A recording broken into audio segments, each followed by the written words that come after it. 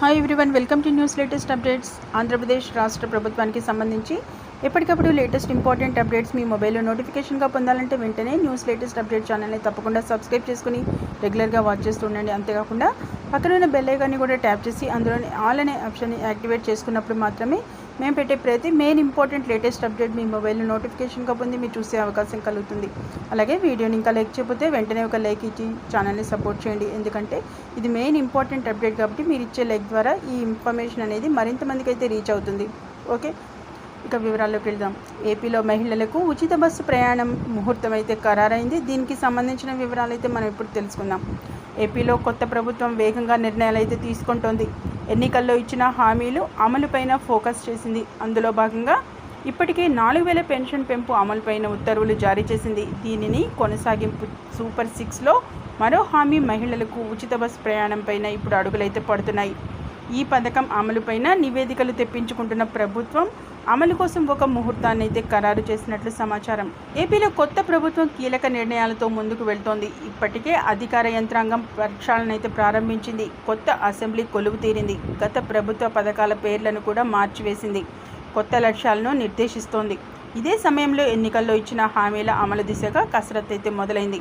ఇక పెన్షన్ 4,000 పెంపు, అలాగే అన్నా క్యాంటీన్ల అమలు దిశగా ఉత్తర్వులు జారీ చేసిన ప్రభుత్వం ఇతర హామీలపైన ఫోకస్ అనేది చేస్తోంది. పోలవరం ప్రాజెక్టు సందర్శించిన చంద్రబాబు అమరావతి నిర్మాణం పైన 24న జరిగే మంత్రివర్గ సమావేశంలో కీలక నిర్ణయం అయితే తీసుకోనున్నారు. టీడీపీ ప్రకటించిన సూపర్ 6లో మహిళలకు ఉచిత బస్ ప్రయాణం అమలుపై అడుగులు పడుతున్నాయి. నూతన డీజీపీగా బాధ్యతలు స్వీకరించిన ద్వారకా తిరుమలరావుకు ఆర్టీసీ ఎండీగా అదనపు బాధ్యతలైతే కేటాయించారు. ఈ పథకం అమలును ప్రభుత్వం ప్రతిష్టాత్మకంగా తీసుకోవడంతో ఆర్టీసీ బాధ్యతలను డీజీపీ వద్దే కొనసాగిస్తోంది.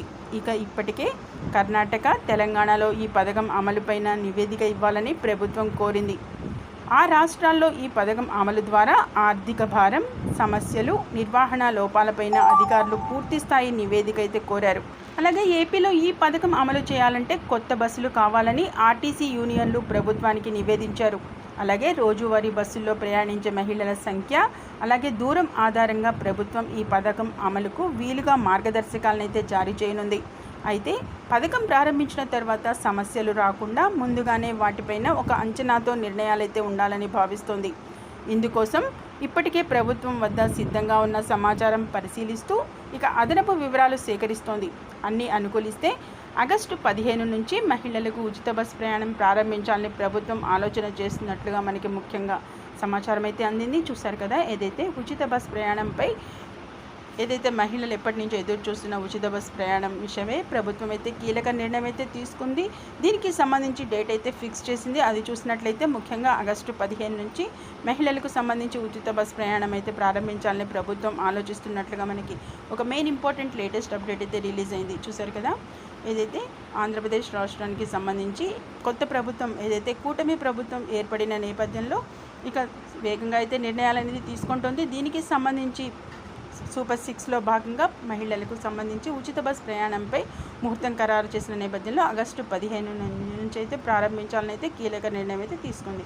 ఇది ఇక ఈరోజు వచ్చిన ఇంపార్టెంట్ లేటెస్ట్ అప్డేట్. మరిన్ని ఇలాంటి లేటెస్ట్ ఇంపార్టెంట్ అప్డేట్స్ మీ మొబైల్లో నోటిఫికేషన్గా పొందేందుకు గాను వెంటనే ఛానల్ని సబ్స్క్రైబ్ చేసుకుని రెగ్యులర్గా వాచ్ చేస్తూ ఉండండి. వీడియోని లైక్ చేయకపోతే వెంటనే ఒక లైక్ ఇచ్చి ఛానల్ని సపోర్ట్ చేయండి. Okay, thank you for watching.